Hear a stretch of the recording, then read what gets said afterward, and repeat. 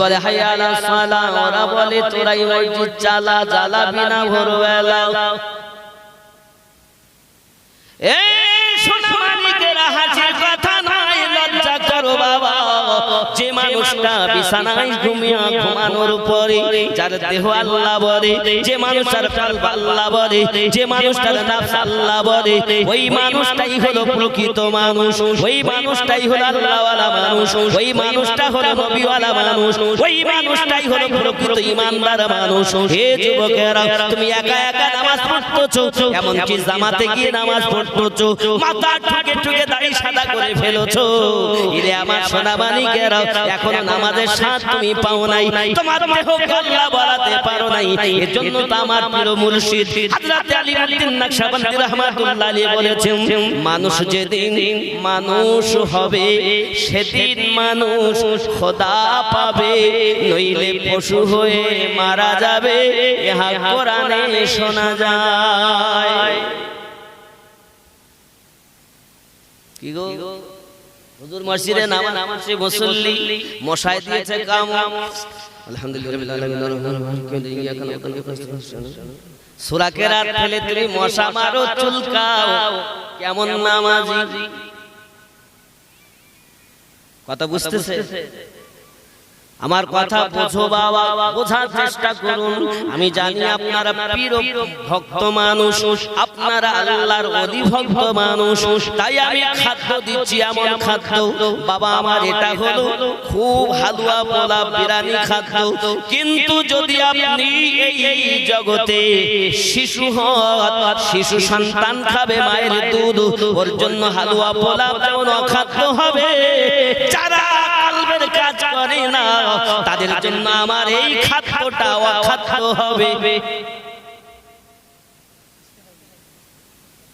এটা আবার বলতে, যারা ছোট ছেলে, শিশু ছেলে, সন্তান, ছেলে হোক বা মেয়ে হোক, এরা খাবে কি? দুধ খাবে। আচ্ছা, ওদেরকে যদি আমি গোশত দেই, হালুয়া পোলা বিরানি দেই, ওরা খেতে পারবে? খেতে পারবে? আব্বাজিয়া আমার, যেমন একটি শিশু সন্তানের জন্য হালুয়া পোলা বিরানিটা অখাদ্যজনক, ঠিক প্রেমের বাজারে, পীর ও মুরিদের বাজারে যদি কারোর কলবে ওয়াজিফা না হয়, তার জন্য আমার এই খাবারগুলো অখাদ্য মনে হবে। বুঝতে পেরেছেন? কিন্তু এটাই হলো সুন্দর খাবার। যদি আপনি পথের হন, যদি বেপথের হন, আপনার জন্য গ্রহণযোগ্য বলে মনে হবে না বাবা। এ সোনা মানিকের, আর আপনি যদি শিশু না হন, আমি আপনাদেরকে মনে করছি আপনারা পীর ও মুরিদি যখন করে, যখন বলছেন দাদা হুজুরের পাগল, মেজে হুজুরের ভক্ত, ছোট হুজুরের ভক্ত, আমি বুঝে নিয়েছি এরা শক্ত, এদের কলবে আল্লাহ বলে, এদের দেহে আল্লাহ বলে, এদের নফস আল্লাহ বলে। যাদের দেহ আল্লাহ বলে, ওই ব্যক্তিটা ঈমানদার ব্যক্তি, ওই ব্যক্তি জান্নাতি ব্যক্তি।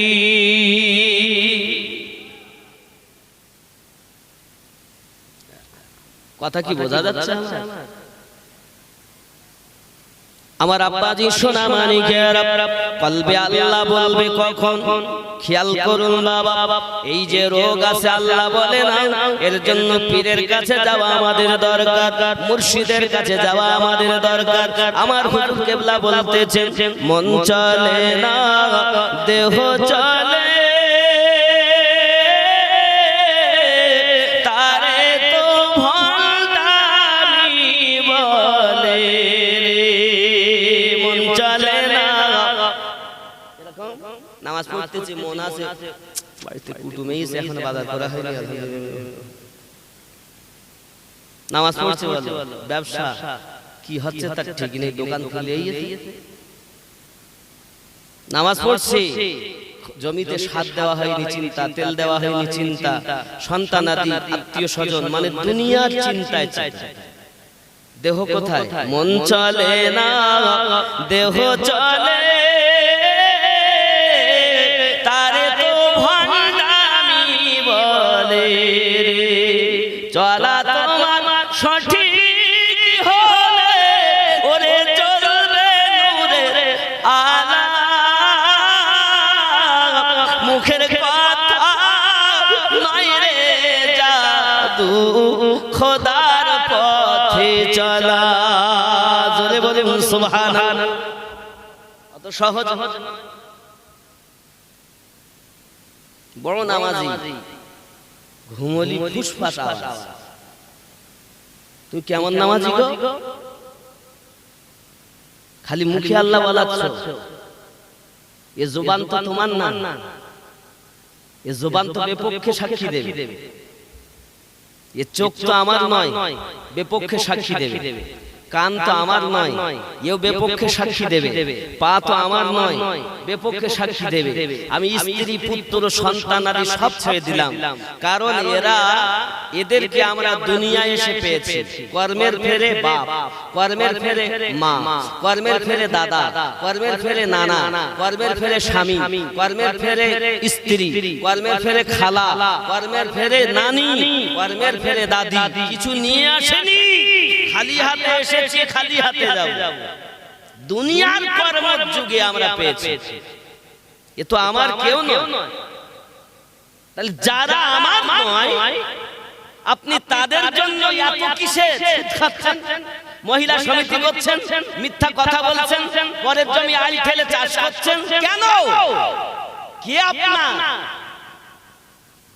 আমার কথা কি বুঝতেছেন? আমি কিন্তু খুব ভিতরের কথা আপনাদের বলছি। বহু ওয়াজ শুনেছেন সন্ধ্যা থেকে।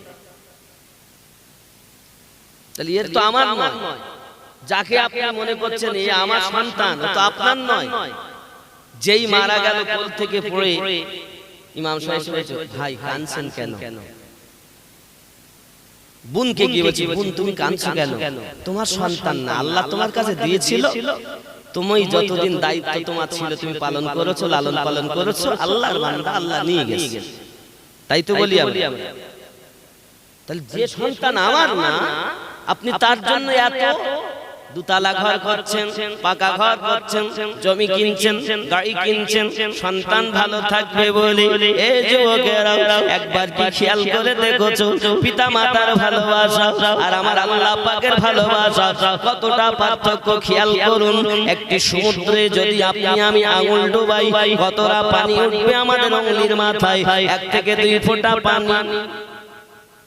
আমরা সমুদ্রে যদি আঙুল ডুবিয়ে দিই, আপনারা কেউ যদি দেন, আঙুলে পানি উঠবে কতটা? 1-2 ফোঁটা না, তার বেশি হবে না, 3 ফোঁটাই হবে। 1 ফোঁটা নইলে 2 ফোঁটা।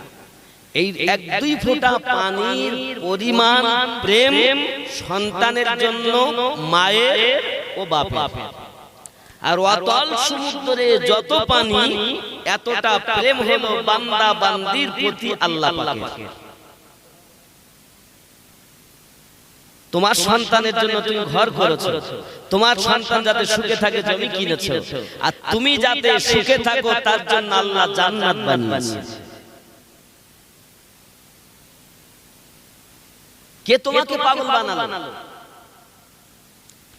শয়তান ধোঁকা দিয়েছে, শয়তান ধোঁকা দিয়েছে। শয়তান 3 ভাগে বিভক্ত। কয় ভাগ? 3 রকম শয়তান। 1 নাম্বার নাফস শয়তান, 2 নাম্বার মানব শয়তান, 3 নাম্বার জিন শয়তান। শয়তান কয় রকম? 3 ভাগে বিভক্ত। আব্বাজি আমার, আমি আপনাদের প্রেমের সুধা দিচ্ছি বাবা। এই আমার কথাগুলো যদি আপনি পালন করতে পারেন, আপনার জন্য জান্নাত আমার আল্লাহ বানিয়েছে। এই যুবকেরা, নাফস শয়তান আমাদেরকে দাগা দেয়, নাফস আমাদেরকে দাগা দেয়, মন আমাদেরকে কষ্ট দেয়, ধোঁকার মধ্যে ফেলে দেয়। কিন্তু আল্লাহওয়ালা যারা, এরা নাফসের সঙ্গে যুদ্ধ করেছে, এরা নাফসের সঙ্গে যুদ্ধ করেছে। চলুন একটি সংক্ষিপ্ত কথা বলি বাবা। আল্লাহকে কখন আমরা আরামের বিছানাতে পাবো না? আল্লাহর একজন প্রিয় বান্দা, আল্লাহর একজন প্রিয় বান্দা, নাম তার আপনার ইব্রাহিম বিন আদহাম, পালাক শহরের বাদশা ছিলেন তিনি।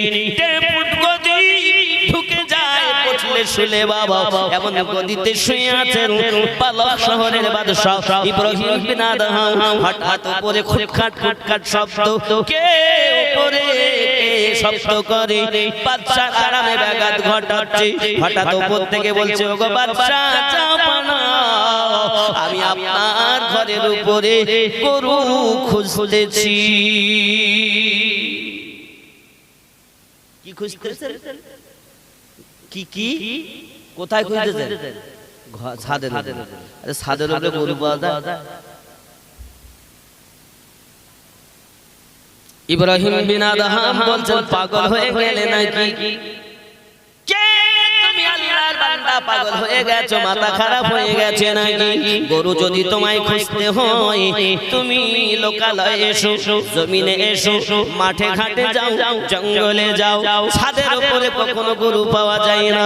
সঙ্গে সঙ্গে উপর থেকে আওয়াজ আসছে, ও বাদশা ইব্রাহিম বিন আদহাম, আমি সামান্য গরু খুঁজতে গেলে যদি দুনিয়ার লোকালয়ে এসে জঙ্গলে ময়দানে আমাকে যদি গরু খুঁজতে হয়, দয়া করে আপনি একবার বলুন, আপনি যে এত গদিতে শুয়ে আছেন, 1.5 ফুট আপনি ঢুকে যাচ্ছেন, এই গদিতে শুয়ে কি কখনো আল্লাহ পাওয়া যায়?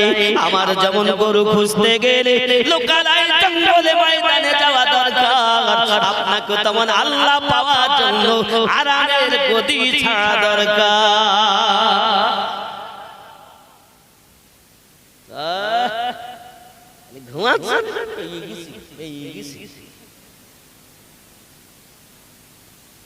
সভাপতি সাহেব বলছিলেন যে কিছু আমার ওলি আল্লাহর কথা শুনে আধ্যাত্মিক কথা শুনবো। আধ্যাত্মিক কি কথা বলছেন বোঝেন?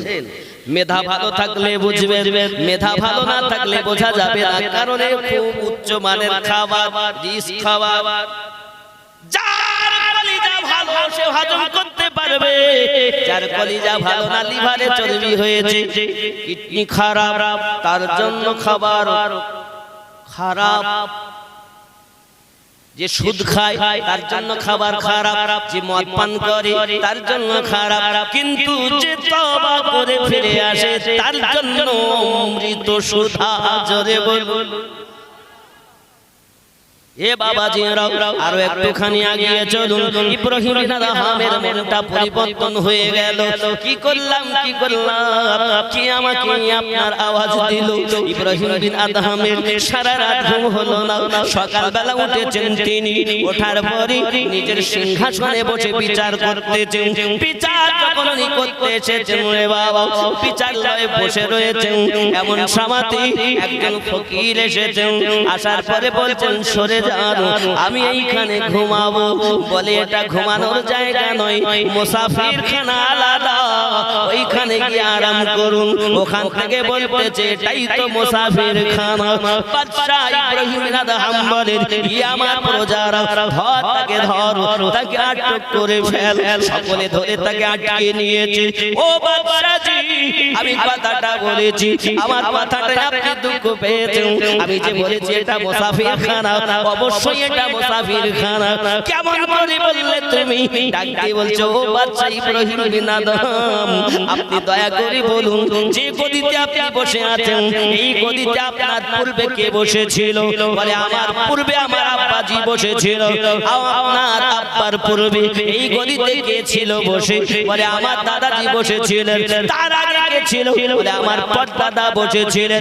ও বাদশা ইব্রাহিম বিন আদহাম যে গদিতে বসে আবার চলে যায় আর ফিরে আসে না, আপনার দাদা ফিরে আসেনি, আপনার আব্বা ফিরে আসেনি, আপনিও চলে যাবেন, ফিরে আসবেন না, সেটাকেই তো মুসাফির খানা বলা হয়।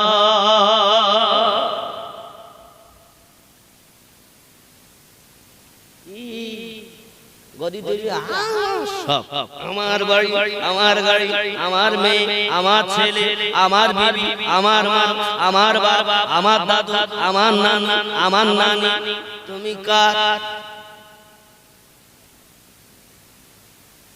আল্লাহ। যারা আল্লাহর ভয় তারা মিথ্যা বলে না, যারা আল্লাহর ভয় তারা চুল লাল করে না, যারা আল্লাহর ভয় তারা নামাজ ছেড়ে দেয় না, যারা আল্লাহর ভয় তারা বউকে ধরে ঠেঙায় না।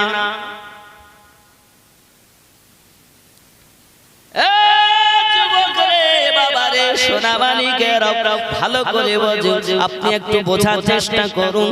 পৃথিবীর জমিনে আল্লাহ আল্লাহ করে, আমার আগে বাবা একজন বক্তা শুধু বলে তো জিকির করো আল্লাহ আল্লাহ আল্লাহ আল্লাহ আল্লাহ করছিলেন না? আচ্ছা আল্লাহকে ডাকলে আল্লাহ উত্তর দেয়?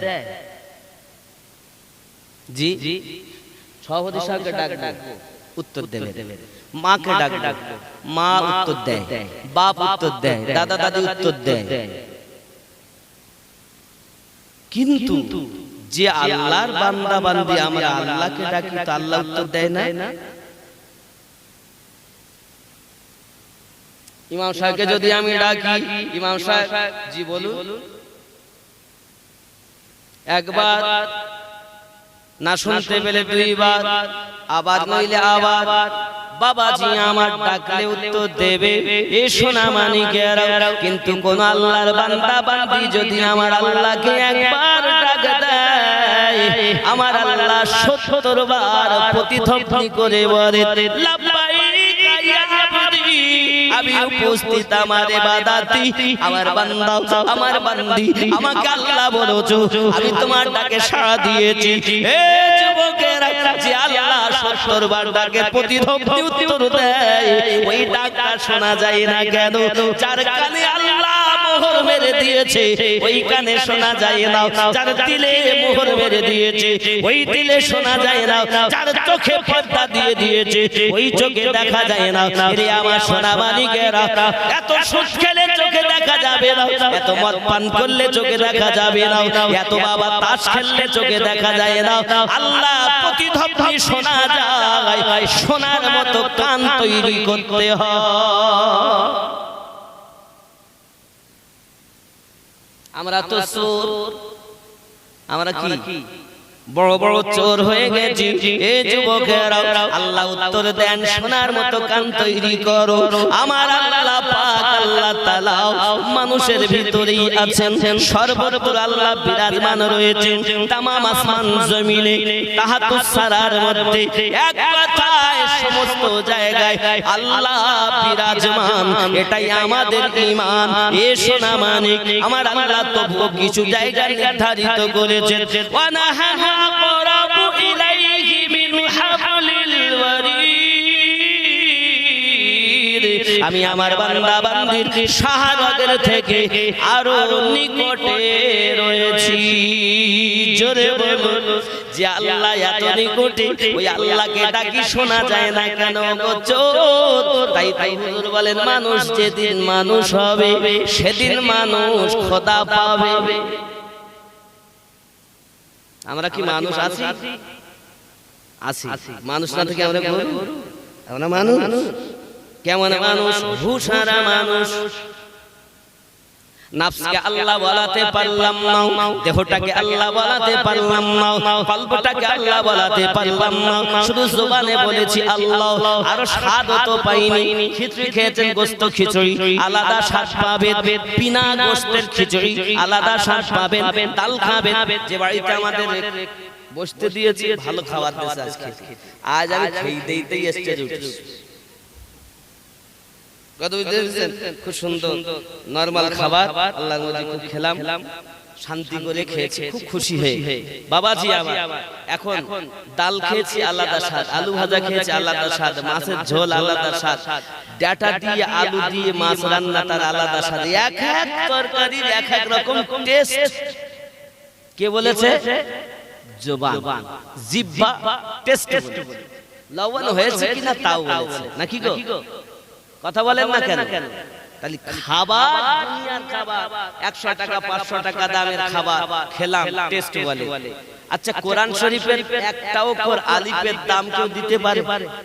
কথা বলে।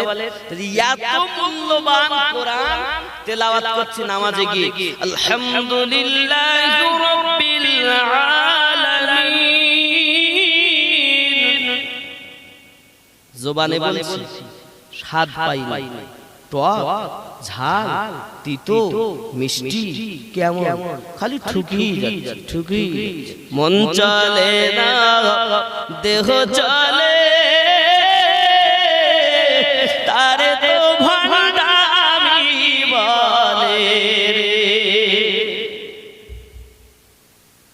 বলে আমার যুবক সোনামানিকেরা, আল্লাহ পাকের খাবার, আল্লাহ পাকের অফুরন্ত নিয়ামত, পবিত্র কোরআন শরীফ তেলাওয়াত করছেন জবান দিয়ে, স্বাদ পাননি কেন? তার মানে আপনার ভিতরে রোগ হয়েছে, আর রোগ যখন হবে তার ট্রিটমেন্ট করা লাগবে। এই ট্রিটমেন্ট যারা করে তারা আল্লাহওয়ালা, নবীওয়ালা, মুর্শিদে কামে। জোরে বলুন, কারা করে? কারা করে? মুর্শিদে কামেল যারা, এই রোগের ডাক্তার হলো তারা। এমনি আমরা মুরিদ হই না বাবা, যে মুর্শিদ রাসূলুল্লাহ সাল্লাল্লাহু আলাইহি ওয়াসাল্লামের দেখার পথ না দেখাতে পারে তার কাছে মুরিদ হওয়া জায়েজ নাই। তাকে পীর বলা হারাম। পীর তাকেই বলে যে আমার নবীর সঙ্গে সব সময় দেখা করে। যাকে তাকে পীর বলছেন। বন্ধুরে বাবারি সোনামানিকেরা, ইব্রাহিম বিন আদহামের মনটা পরিবর্তন হয়ে গেল। আহারে আমি দুনিয়ার জমিনে ভুল করেছি, সত্যি তো এটা মুসাফির খানা। আমার পিতাও ফিরে এলো না, আমার দাদাও ফিরে এলো না, পরদাদাও ফিরে এলো না। এটা তো মুসাফির খানা, ঠিক বলেছি। উনি পোশাক, বাদশাহী পোশাক ছেড়ে দিয়ে ফকিরি পোশাক ধারণ করে চললেন রাস্তা দিয়ে। চলতে যেতে ভালো একজন আল্লাহর ওলির সন্ধান পেয়ে ওনার কাছে উনি পৌঁছিয়েছেন। হুজুর, আমি ইব্রাহিম বিন আদহাম এসেছি, আমাকে মুরিদ করে নেন। সুবহানাল্লাহ। উনি ডাক দিয়ে বলছেন, বাবা মুরিদ করতে পারি, তবে আমার কাছে 12 বছর গোলামি করতে হবে। কয় বছর? 12 বছর। আচ্ছা বাবা, এখন আমরা পীর ধরতে গেছি, পীর যদি বলে 3 মাস ছাগল চড়া, আমরা কি বলবো? হুস, মুরিদের দরকার, নিতিন বাড়ি হাট মুরিদ আছে।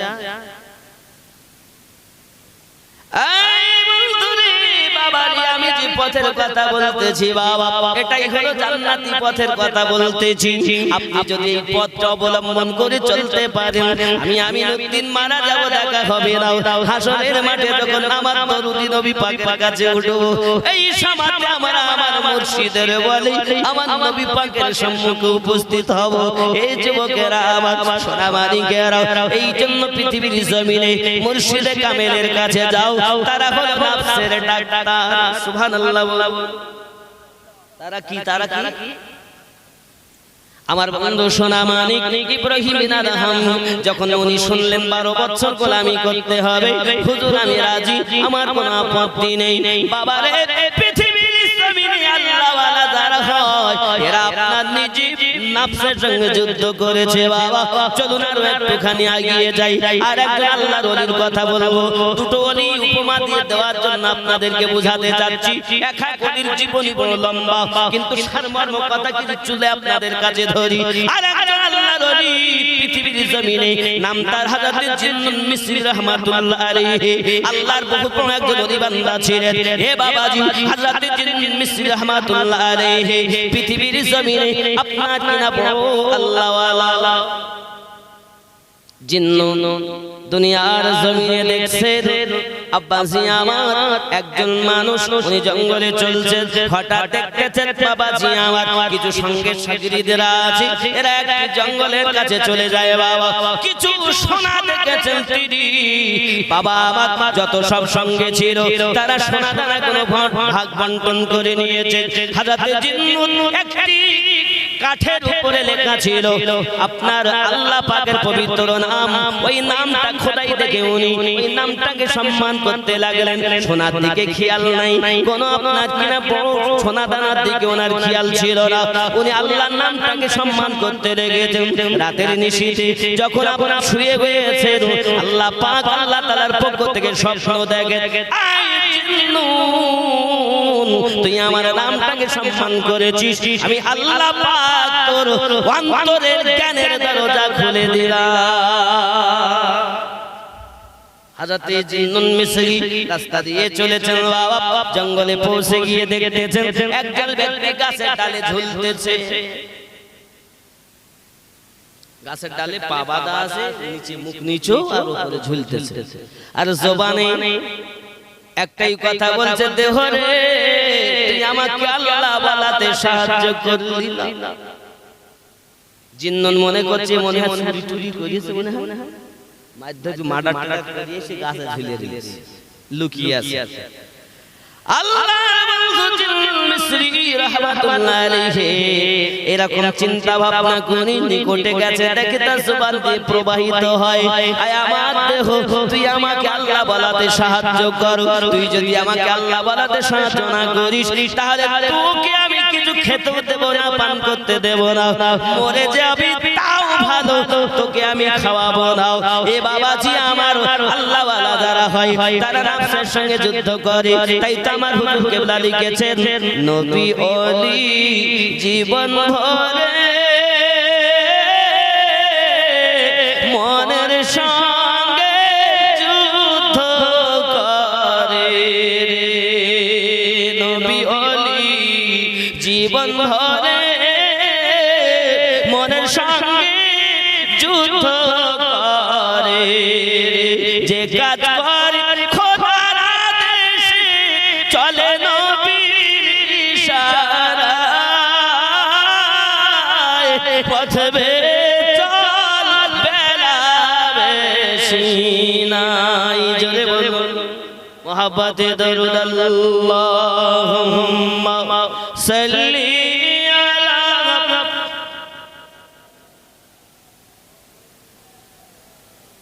ওয়া আলা আলি সাইয়্যিদিনা।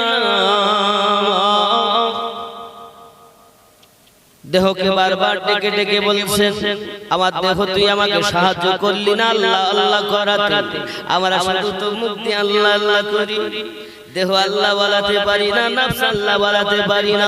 হঠাৎ করে বলছেন ওরে জিন্নুন তুমি আমাকে চোর মনে করতেছো, আমি চোর নই, আমার দেহ আমাকে আল্লাহ বলাতে সাহায্য করে না বলে আমি আমার দেহকে শাস্তি দিতে চাই, না খাইয়ে তাকে মেরে ফেলবো, তবু আল্লাহ বলাতে সাহায্য না করলে এই কাছে লটকে থাকবো, চলে থাকবো, বাড়ি যাব না, খাওয়াবো না।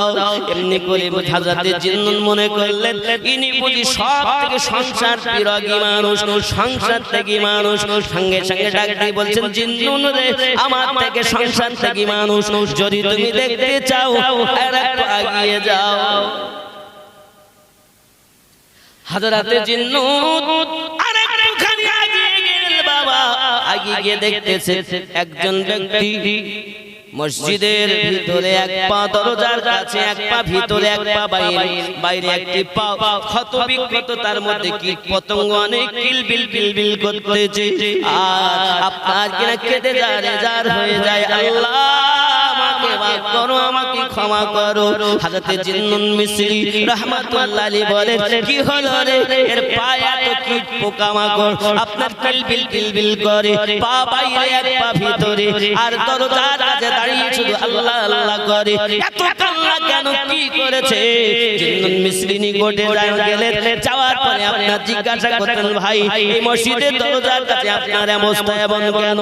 ডাকতে বলছে ওগো জিন্নুন আমি এই মসজিদে একদিন আল্লাহ আল্লাহ করি, হঠাৎ আমার এই পাশ দিয়ে সুন্দর যুবতী একজন নারী চলে যায়, আমার মনের ভিতরে খেয়াল হলো আমার নফস আমাকে ধোঁকা দিল, আমি এক কদম চাইরা গিয়েছি মেয়েটার দিকে, হঠাৎ একটা প্রতিধ্বনি হলো এই জিন্নুন আয় আল্লাহর বান্দা 30 বছর ধরে আল্লাহর ইবাদত করার পরও আজ তুই একটি নারীর দিকে ধাবিত হয়েছিস। এই চিন্তা যখন, এই আওয়াজটা যখন আমি শুনলাম সঙ্গে সঙ্গে আমার একটা পা কেটে দিয়েছি, আল্লাহকে বলি আল্লাহ তুমি বাঁচাও তো বাঁচাও, আর এইটুকু পাপের জন্য আমাকে ক্ষমা করে দাও। কত মেয়ের হাত ধরে টানাটানি করেছো, কত চোখ মেরেছো, কি হ্যাঁ আল্লাহ পাবে নাই?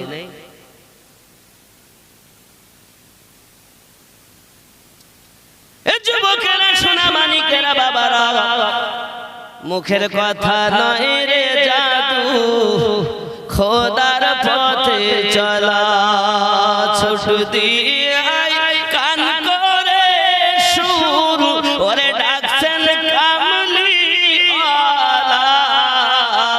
ওগো খোদার পথে চলা।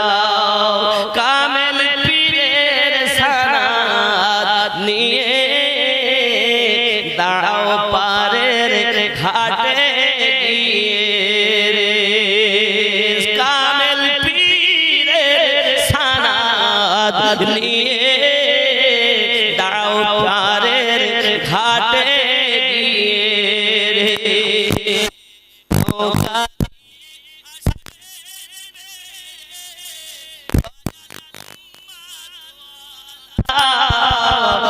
খোদার পথে চলা মুখের কথা নয় রে জাদু খোদার পথে চলা আল্লাহুম্মা সাল্লি আলা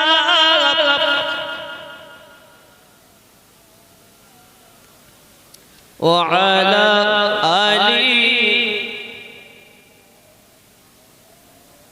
দরুদ এরাম হবে কেন বাবা? আমি ইশকে রজ করছি, খুব মারেফাতি আধ্যাত্মিক বক্তব্য দিচ্ছি। জানি না আপনারা এই প্রেমের সুদাওয়াত শুনে, আমি জীবনী একজনের খুব বলতে পারি, কিন্তু আমি তুলে তুলে চমক আধ্যাত্মিক ব্যাপার যেগুলো আপনাদের কাছে বলছি। এখন মুরিদ কম, খালি ভক্ত। আমিনুদ্দিনের ভক্ত, মুফতি সাহেব ভক্ত, ইমাম সাহেব ভক্ত, মেম্বারের ভক্ত। ভক্ততে লাভ নেই, মুরিদে লাভ। যতদিন আপনি মুরিদ না হবেন, মুরিদ হওয়ার পরও আপনাকে ওজিফায় থাকতে হবে। একবার দুনিয়ায় এসেছেন আল্লাহ পাকের কাছ থেকে বলে যে আমরা ঈমান এনেছি। আমার আল্লাহ আবারও কোরআন শরীফে বলেছেন ইয়া আইয়ুহাল্লাযীনা আমানু ওয়া আমিনু, ঈমানদারেরা তোমরা আবার ঈমান আনো। সুবহানাল্লাহ। দুনিয়ায় এসেছেন, মায়ের পেট থেকে জন্ম নিয়েছেন একবার, আর একবার পীরের কাছে মুরিদ হয়েছেন যখন, তখন পুনরায় জন্ম হয়েছে আপনার। সুবহানাল্লাহ। পীরের হাতে তওবা করা মানেই আজ থেকে আর আমি মিথ্যা কথা কিন্তু সে পথে চলব না। এই তো আমাদের ভাব। আমরা শুধু জীবনী শুনতে ভালোবাসি, কিন্তু কাজ করতে, নিজের যে কাজ করতে হবে ই আমরা ভাবিনি। বাস যদি বেশি কিছু হয় তো নামাজ পড়ব, একটু দাড়ি রাখবো, মা বাবার খেদমত করে বাস। চোর আর কত ফাঁকি দেবে, আর কত ফাঁকি দেবে?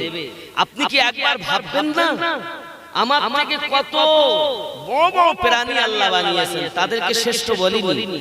বাঘ, সিংহ, হাতি, বাবা দুনিয়ার উপরে মাটির উপরে বহু হিংস্র জীব, তাদেরকে শ্রেষ্ঠ বলিনি? এই দু হাত দু পা দুই চোখওয়ালা মানুষকে আল্লাহ শ্রেষ্ঠ বলেছে। পানিতে দেখো কত বড় বড় জীব, বড় বড় জাহাজ উল্টে দেয়, এত বড় জীবকে আল্লাহ শ্রেষ্ঠ বলেনি। আপনার আমার মতো মানুষকে আল্লাহ শ্রেষ্ঠ বলেছে। কি আছে আমার মধ্যে ভাববেন না?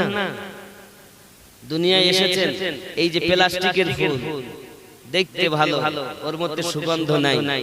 আমরা তো সব প্লাস্টিক মার্কা হয়ে গেছি।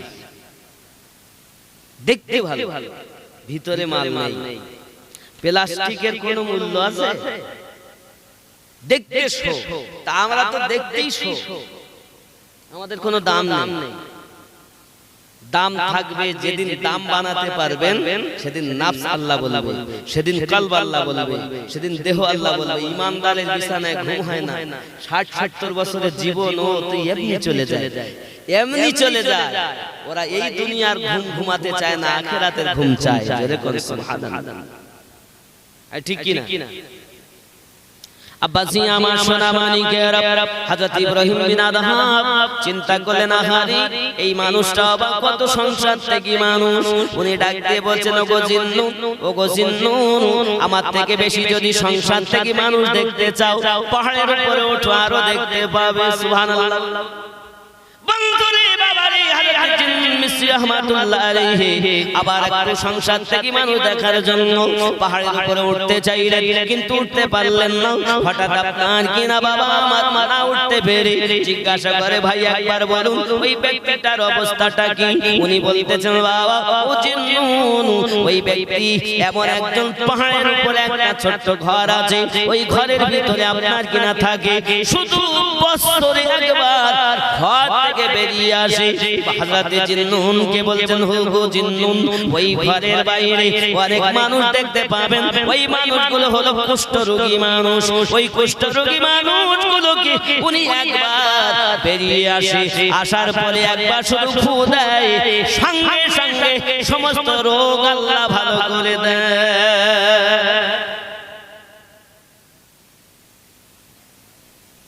বছরে একবার বেরিয়ে আসে ঘর থেকে। ওনার বেরানোর সময় হয়েছে, ইনি বলেন তাহলে আমি একটু যাই দেখি। উনি টুকটুক করে আগাতে যাচ্ছেন, আর আগে গিয়ে দেখতে সত্যি বা খুব কষ্ট করে উনি বেরিয়ে এসে একবার সকলের দিকে তাকালেন, ফু দিয়েছে, সবাই সুস্থ হয়ে গেছে। সুবহানাল্লাহ। আমরা ফু দিলি কাজ সোর যার ভিতরে সুগন্ধ আছে, যার ভিতরে খুশবু আছে, যার ভিতরে আমার নবীর ভালোবাসা আছে, যার অন্তরে আমার নবী পাকের বাসা আছে, আব্বা আমার ওই ব্যক্তি ফুয়ের দাম, ওই ব্যক্তির কদমের দাম, ওই ব্যক্তির হাতে হাত দিলে দাম। আমার সোনা মানিকেরা, নবীওয়ালা ব্যক্তি যদি কোন এলাকায় যায়, কোন গ্রামে যায়, ওই গ্রামের কবরে আযাব মাফ হয়ে যায়। যুবকরে মিস্ত্রি দেখলেন, ইনি ফু দিয়ে এবার ঘরের ভিতরে প্রবেশ করবেন। হঠাৎ করে আপনার কিনা পিছন দিক থেকে টেনে ধরেছে, হুজুর আপনি দুনিয়ার রোগের ব্যবস্থা করেছেন, এবার আমার কলবের রোগের ব্যবস্থা করুন। জোরে বলুন সুবহানাল্লাহ। বাবাজি আমার, উনি বললেন না রে নাও, এইভাবে তো হয় না। উনি বললেন ওগো জিন্নুন, আব্বাজি আমার উনি উপদেশমূলক কথা বললেন। পৃথিবীর জমিনে দেখা গেল হযরত জিন্নুন মিসরি রাহমাতুল্লাহ আলাইহি পৃথিবীর জমিনে বাবা এত আল্লাহ পাকের ইবাদত বندگی করো। উনি যখন সংসার থেকে মানুষ খুঁজতেছেন, এই যুবক আমরা দুনিয়ার মুখে কতইবা সংসার ত্যাগ করেছি, আমরা কতইবা নিজের ভিতরে আল্লাহকে গাঁথতে পেরে, রাসূলুল্লাহর ভালোবাসা গাঁথতে পেরেছি। আল্লাহর মায়া করা যায় না বাবা, আল্লাহর হুকুম পালন করতে হয়, আর মায়া করা যায় রাসূলুল্লাহকে। কারণ নবীর দেখা পাওয়া যায়, যত বেশি আল্লাহর ইবাদত হবে, তত বেশি নবী পাকের দিদার নসিব হবে। একবারও দেখিনি আমাদের মতো চোরার আছে, নবী দেখার জন্য আল্লাহর কাছে কাঁদুন, আমার রাসূলুল্লাহকে দেখুন। ওগো আমার সোনা মানিকেরা, আমার নবী পাককে দেখলে এহ জগতে লাভ, পর জগতে লাভ। এ বাবাজি আমার, হযরত ইব্রাহিম বিন আদহাম 12 বছর ধরে এদিকে গোলামি করছেন, বুঝতেছেন? মনে আছে? 12 বছর গোলামি করছে, 12 বছর পূর্ণ হতে যায়, হঠাৎ কাট কেটে এসেছে।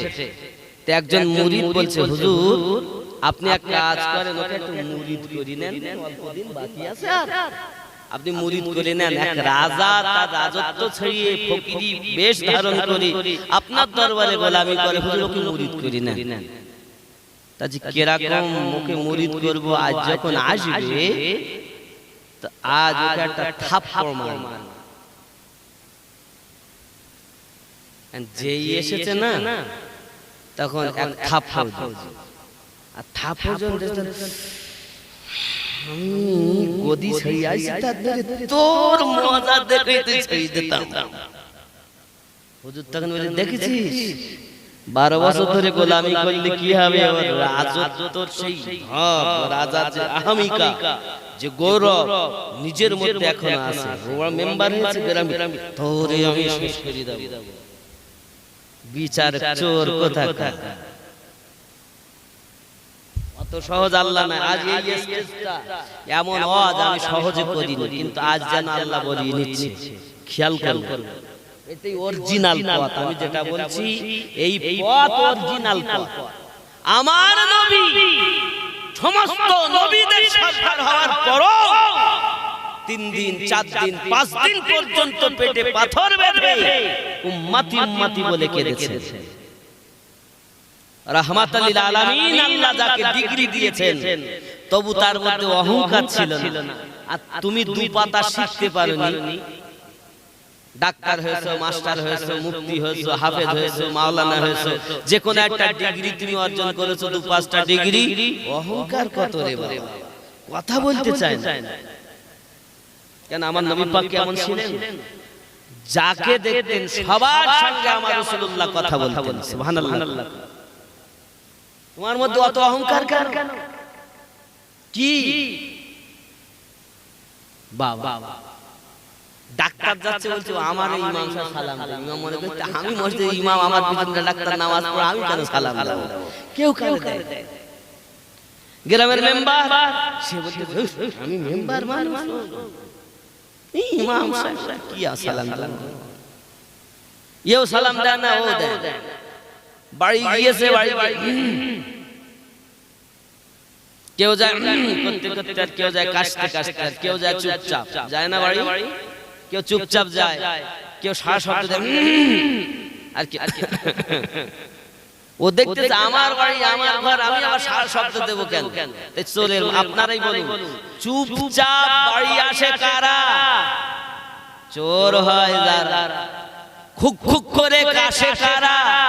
রোগী হয় যারা। ঠিক কি না? আমার নবী বললেন রোগীও হইও না, চোর সেজো না, আমার দিওয়ানা সেজে দরজায় যাও, যে বলো আসসালামু আলাইকুম ইয়া আহলাল বাইত, আল্লাহর করুণা তোমাদের প্রতি বর্ষিত হোক, আয় বাড়ি বসবাস করনে ওয়ালারা।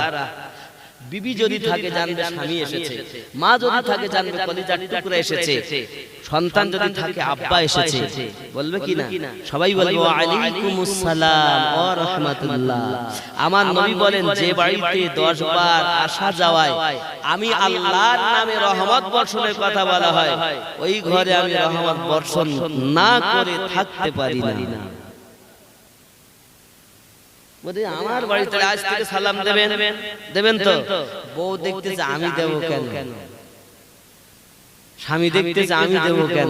স্বামীও দেয় না, বউ দেয় না। এদিকে তো যা গেল রাস্তাঘাটে, কিন্তু বাড়িতে যেই গেছে বিবিও দেয় না, স্বামীও দেয় না। আমার বাড়ি আমি সালাম দেব, যেই বাড়ি গেছে তখন এ তো সেই জিনিস ফুসফুস করে আরম্ভ করেছে। এতক্ষণ কথা ছিলে, এত বেলা হয়ে গেল, এত দেরি হয়ে গেল, তোমার সঙ্গে আমার রাসূলুল্লাহ সাল্লাল্লাহু আলাইহি ওয়াসাল্লামের জীবনের কোন স্ত্রী এরকম কাজ করেনি যে এখনকার মেয়েরা করছে। কেন? এরা সিরিয়াল দেখা জিনিস। যদি কাউকে মার্ডারও করে আসে, তাও বিবির কাছে স্বামীর বাইরে থেকে এসে স্ত্রীর হাসি মুখটা দেখতে চায়। যাই করুক হাসি মুখটা দেখো, তার খেদমতের পরে তোমার কোন অভিযোগ থাকলে বলো, তার একটা সুরাহা হবে। আর বাইরে থেকে কোন যন্ত্রণায় বাড়ি এসেছে, আসার পরে তুমি আরো আগুন ধরে আছে, তুমি আরো একটু আগুন জ্বালালে, তা আগুন বেশি হবে না কম হবে? প্রয়োজন বাইরে যখন পুরুষেরা আসে বিভিন্ন কাজে কামে, তো বাইরের একটা আলাদা আগুন থাকে। এই আগুন থেকে যখন বাড়িতে যাবে, তোমার কাজ হলো পানি ঢালা। পানি ঢালবে, তারপরে তোমার ভিতরে যে আগুন আছে আস্তে আস্তে দেবে, তাহলে তার পথ বার হবে। আর যাওয়ার সাথে সাথে ওই আগুনের উপরে যদি কেউ কাঠের আগুন করেছে, কেউ যদি আস্তে আস্তে ফু দেয়, তো কেটে উঠবে না কি কম হবে বলেন? তাহলে আমি মায়েদের বলতে যাচ্ছি, আগুনে ফু দিও না, পারলে এক ফোঁটা পারলেও পানি দিও। বেশি আনন্দ দিতে পারে না, অল্প পারো অল্পটাই দিও, তাও দেখবে একটু নরম হবে। আর যদি আগুন দাও তাহলে বলো মার, বলো আসেই। কারণ এখন আমার ভারতবাসী মারতে খুব ভালোবাসি, ও হিসাব করে না, এই যে বাপ মা তুলে গালি, সেই সঙ্গে মার। বিবিকে ধরে মারবেন না, বিবিকে ভালোবাসবেন, প্রয়োজনে তার হাতের কাজ বেটে দেবেন। খবরদার বিবিকে মারবেন না, যত্ন করবেন, সহাগ করবেন। যে ঘরে যত স্বামী স্ত্রীতে মায়া, সেই ঘরে তত আল্লাহর রহমত। জোরে কোন সুবহানাল্লাহ।